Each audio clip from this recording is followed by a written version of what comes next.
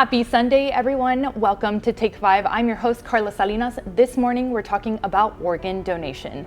Did you know 10,000 people are on the waiting list for an organ donation? Joining us today to talk about it is Paola Cepeda with the Texas Organ Sharing Alliance. Paola, can you give us some insight as to just how many people are organ donors here in the RGV? Yeah, so just last year in the region that Texas Organ Sharing Alliance covers, we had about 280 donor heroes that were able to save the lives of many people. One organ donor can save the lives of 8 people, so if all those 8 organs are healthy enough to be donated. Then there's also tissue donors, and those can actually help improve the lives of over 75 people. I think when it comes to organ donation, there's a lot of, misconceptions, but is it true that you can actually pick which organs you want to donate? Yes, that is actually true. When you register at the DMV, which is where most people end up registering, or the first time they ever hear about organ donation, if you check the box, it registers you for everything, every single tissue, every single organ, and it's whatever is healthy, the doctors will go ahead and transplant. If you do it on paper form or if you register online, you can go in and choose exactly what you want to donate. So if you want to do just your heart, or if you want to keep your heart, you can choose to donate everything else except your heart. The same thing with tissue. If you don't feel comfortable being a tissue donor, you can also choose what you want to donate or not donate when you do online. Paola, I'm really glad that you're joining us today just because, I feel like it's a bit of an uncomfortable conversation as humans. It's human nature. We don't want to talk about death or something like that, but I feel like most people don't realize just how many lives they could save if they just check that box. And there's just so many people out there that need that organ. Yeah, so you were saying in Texas there's about 10,000, and about just below 50% of those actually come from minority communities, which in Texas it's mostly Hispanic, right, the ones who live here.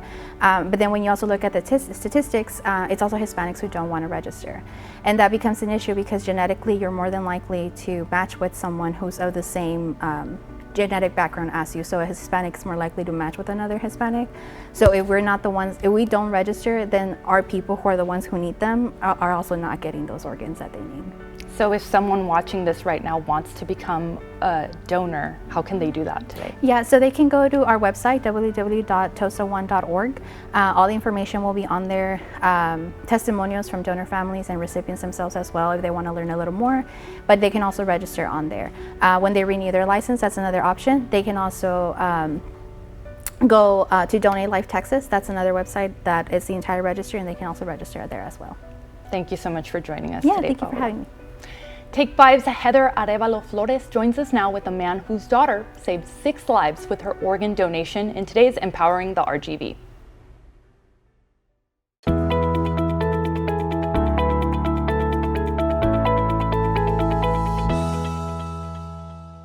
Abby De Anda is a hero. Because of her organ donation, she saved 6 lives. And joining us today is her father, Luis De Anda, to tell us about Abby and the importance of organ donating.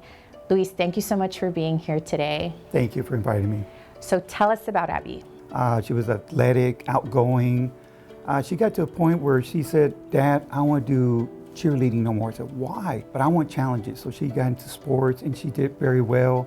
She took a passion in it, always helping the underdogs at school. She was just a people person. Everybody loved her. And I know it's difficult to talk about, but tell us what happened. Tell us the process of the organ donation for you guys. She went and played a game in Progreso and she did 19 baskets, which got her into the state playoffs. On the way home, unfortunately, she had a tragic accident. 2 young ladies lost their lives. DPS, Johnny Rodriguez called us like 2 in the morning and said, "We believe we have your daughter, but we need you to come to see if you can identify her."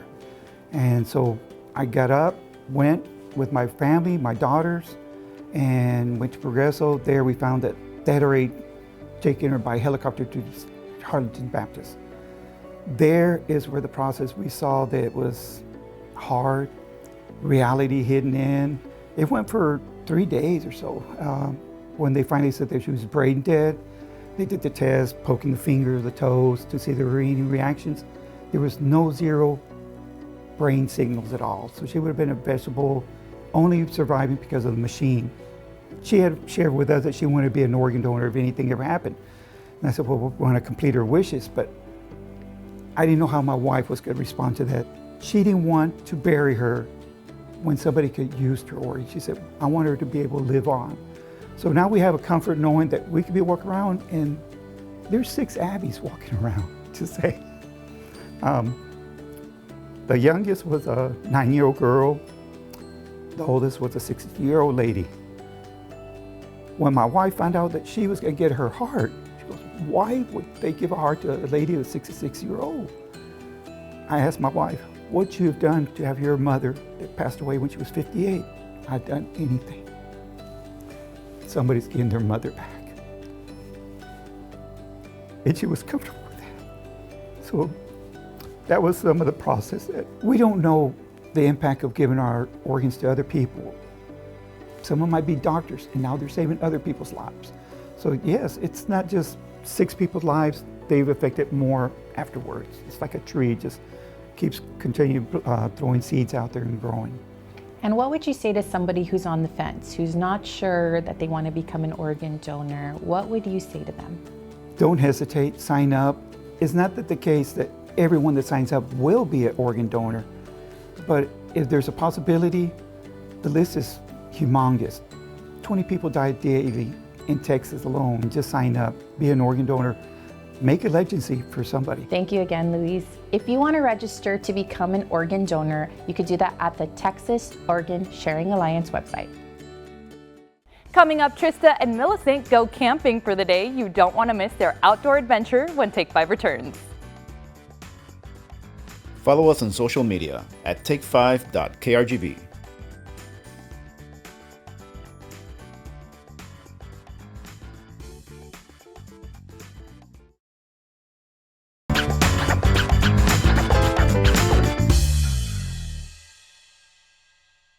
Parents, I know finding summer activities for the kiddos can be a little tough. Not to worry, there's a camp in the RGV that provides different activities to educate and entertain the kids. Our Take 5 reporters head out to Camp Brio in Brownsville. Carla, today I get to experience camp life for the very first time. Welcome to Camp Brio. So it turns out you don't have to go far to send your kids to summer camp anymore. Actually, since 2015, Brownsville has become the home to this beautiful 85-acre summer camp that allows kids ages 5 to 14 a place to enjoy nature, learn skills, and of course, have some fun.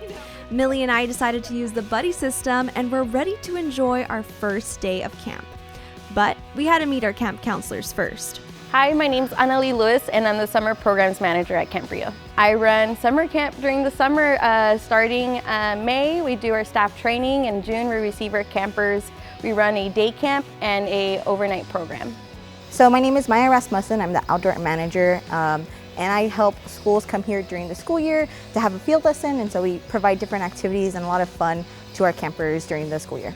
This campsite sits on the historic Lula Sam's property and is filled with native plants, wildlife, and various facilities where activities take place. Annalise says you wouldn't think this camp is right near the expressway. Camp Brio is the Valley's hidden treasure, and it's just the programs that we offer not just during our summer, but also during our school year. It's a place where families and friends, campers, students, teachers are able to disconnect and be able to connect again with the people around them and nature around them as well. Camp Brio offers overnight and day camps for kids, but it also is available for corporate weekend events.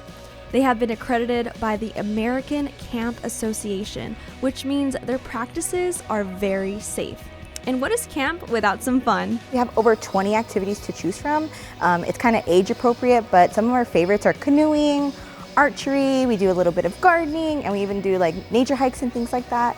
So it's a really good opportunity for our campers to get a little piece of nature, a little bit of fun, and create memories with each other. So it was time for Millie and I to try one of Camp Brio's most popular activities, canoeing. But before we got in the water, we put on our life jackets and we got to sing the paddle song.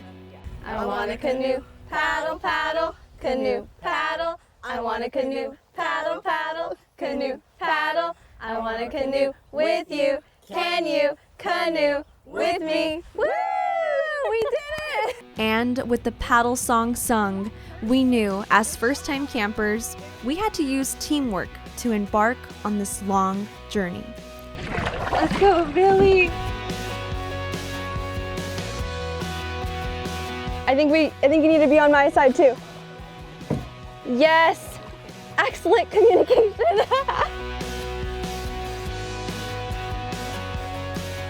Oh, this is awesome.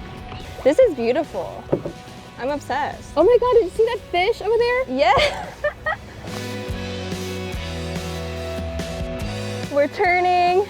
It was a tiring trek, but luckily, we made it back. We made it. We're okay, we're alive. We're alive. Yeah. That was awesome. That was good. And while that was a lot of fun, Maya says counselors not only teach campers these activities, but they give them an opportunity to learn. So all of our activities are TEKS-based during the school year. They learn about physics, they learn about science, native habitat around us. And so our counselors have a really cool opportunity to not only create great memories, but teach them a little bit of new science info. The impact that we have, the opportunity we have here at camp is really special. There's nothing like this in South Texas, the program that we provide. And even if it's a week long with our summer campers or just a day with our outdoor ed field trips, we are able to create an experience that's unforgettable. We hope, right, that's unforgettable for them. And make sure to follow Camp Rio on all their social medias for the latest updates. Follow us at Camp Rio. We're able to show little snippets of the fun that we have here, but also provide great information on like the events that we're having here and the activities that we do. To sign up, they could go ahead and give us a call. They could call our main camp line at 956-204-0036, or they could visit our website, camprio.org. For Take 5, I'm Trista Castillo. The water that we're standing on is 10 times saltier than the ocean. Now, Native Americans and early settlers used the salt that you see right here as a very important and vital source. Now, it's important to all the animals that call this place home. I'm Carla Salinas, and welcome to Sal del Rey. Located about 20 miles north of Edinburgh and standing on about 600 acres, this natural salt lake accumulates above a massive deposit of pure salt. This natural wonder is the place to come to see what it's really like to walk on water. It has been there since the beginning of time, I think. It has been used by the indigenous peoples. Several tribes in Texas, such as the Guahuitecos, the Kickapoo tribe, and the Carancua tribes, once came together in South Texas for one thing. Salt was collected and it was an economic source for many, many years. Following the indigenous people came the Spanish explorers who used the salt to trade with Mexico and Spain. So that was a good moneymaker. Fast forward to the Civil War. When the Civil War could not export its cotton through their ports of the South, they started transporting cotton across Texas. And so going through Texas, they came by this salt lake. Salt was very valuable to the Confederacy. It was very expensive. On their way back to either way, back and forth through the salt lakes, they picked up salt and either shipped it out to Europe or took it back to the Confederacy, and it was just a bounty of wealth, really, for the Confederacy. The now quiet Sal del Rey is a great place to come and spend the day and imagine all of the historic activities that centered around it. And a little pro tip for you, bring some shoes you don't mind getting wet. It doesn't have any source of water feeding the lake. It is whatever accumulates after rain. And so there'll be sometimes when there's a lot of water over the surface, and then other times it'll be totally dry. So when it's dry, you'll see the white, crunchy surface, which is just pure salt. The journey to get to Sal del Rey is a long one, but it's most definitely worth it to see this frozen in time piece of the valley. It's about a mile walk to get to Sal del Rey, and you're gonna wanna stay hydrated. The thing to admire is that the environment of the area, brush, cactus, mesquite, wildlife, deer, I think was the valley before 1904, before the valley transitioned from ranch land to agriculture. I think that's what the environment looked like. Sal del Rey is open to the public year-round and it's free, so everyone can enjoy this little slice of history. But I think you have to appreciate the history of it to appreciate El Sal del Rey. Who was there before? What did they do when they were there? That's history in our backyard.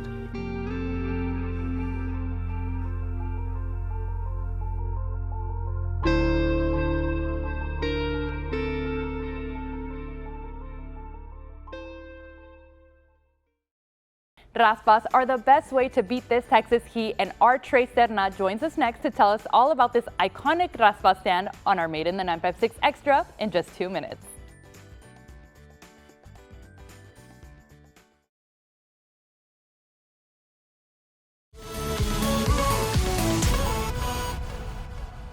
Well, it's that time again. I'm here with Morning News anchor Trey Sedna. So Trey, it's summer, and here in the Valley, 2 things come to mind. That is right. So raspas and fireworks. So I stopped by Circle G's Snow Cones in Harlingen.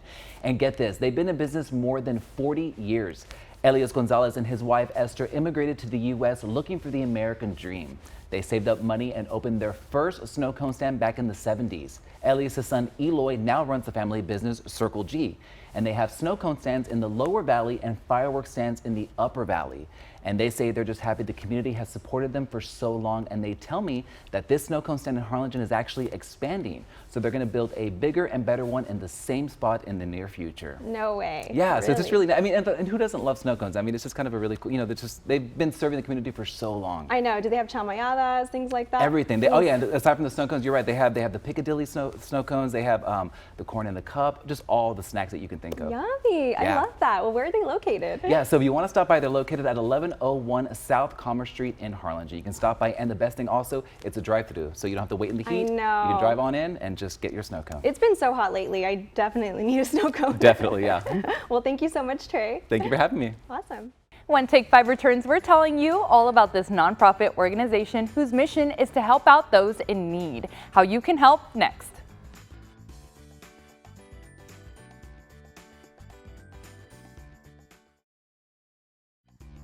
Follow us on social media at take5.krgv.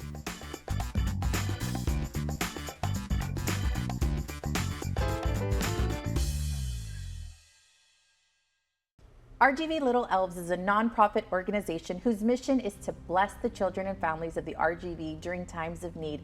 And here to talk to us all about it is Sarah Gutierrez and Hilda Gonzalez. Thank you guys so much for joining us. Thank you for having us. Yes, definitely. Thank you for having us. So tell me, what is RGV Little Elves? So we started RGV Little Elves back in 2019. We wanted to bless families in need throughout the year. And so we started with toy drives, and now we bless families with several different things throughout the year. Our current initiative right now that we're completing is a bicycle distribution. Last year we distributed 50 bicycles to an elementary school in Alamo. This year we were able to, thankfully through the blessings of our donations, sponsors and things like that, fundraisers that we've done throughout the year, we were able to donate 80 bicycles. So last week we donated 40 to an elementary school in Roma ISD. So that's the initiative that we're closing up on. And then our biggest initiative now, or fundraiser that we're taking on for the very first time, so it's our inaugural Christmas in July 5K. It's Saturday, July 15th, 7:30 a.m. at the Mission Hike and Bike Trails. We're currently taking online registration. If you log on to our website on Facebook and follow our link and log on there, we have all of the information on there. We're in need of donations, sponsors, registrants to run the 5K, volunteers, and it's all the information is available on our Facebook page. And so tell me a little bit, how does it work? So I sign up, I make the donation. Where do those donations go? Aside from everything that we need to pay for to put together the 5K, then all of the proceeds or all of the profit of it will go to bless families in the Rio Grande Valley come Christmas time. And the way that works is we'll post it on our Facebook page, and we have counselors, teachers, just anybody that works in the school system that knows firsthand the children that are in need will nominate different children and their families. And so then as a board, we kind of weed it down to, depending on how much we've been able to fundraise, how many families we can help. And then we get together with the families, we get sizes on shirts, what they like as far as toys are concerned, anything that they may need from cleaning supplies to personal hygiene products and everything. And then we go and we deliver it to them about a week before Christmas, right? Yeah. So if someone wants to just donate, maybe, of course everybody's going to participate in the 5K, right, but if they just want to donate to the cause, how would they do that? rgvslittlelves.org. Yes. That's our website. There's a donate button on there. Also, check us out on our Facebook page, because we're always posting on there the organization's Cash App, where they can also just send donations straight through there. And keep an eye out. We always have different fundraisers that we're doing, either hosting an event at a local organization or business. We're doing a raffle of some sort, or like I mentioned, we're doing our first ever Christmas in July that we're very excited for, our 5K. Thanks so much for joining us today. If you want to help the RGV Little Elves, visit their Facebook page or sign up for their first ever Christmas in July 5K at the Mission Hike and Bike Trail. If you're looking for something to do this 4th of July, here's what some of the cities are hosting. The city of Weslaco presents fireworks at the park this 4th of July at the Mayor Pablo Peña Park. The show starts at 9 p.m. And the city of Hidalgo is hosting a 4th of July show in the sky celebration at the Pain Arena, and it starts at 5 p.m. Thank you so much for taking 5 with us this weekend. We'll see you next weekend. We have a show on wheels for you guys, and I hope that you guys have a great rest of the week.